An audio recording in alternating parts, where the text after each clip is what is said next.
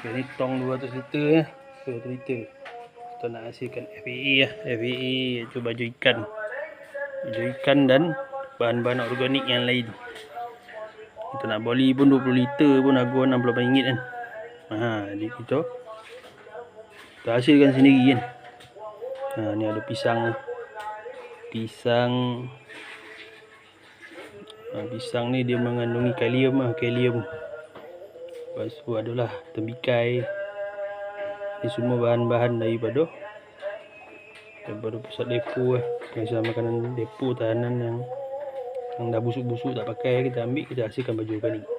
Dia bau tak busuk tak ada bau busuk. Orang cakap baju organik ni bau busuk, sebenarnya tak. Dia tak bau busuk sebab dia ada kandungan molasses. Macam kita nak ambil asam jeruk, hampir sama air dia tu yang kita nak tu. Dia ada kandungan NPK jenis cair.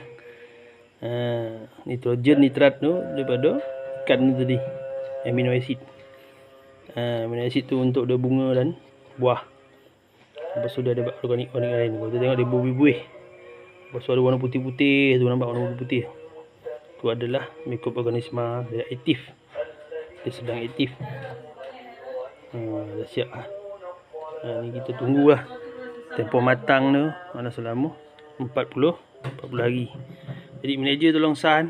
Okey manager Syarul. Okey.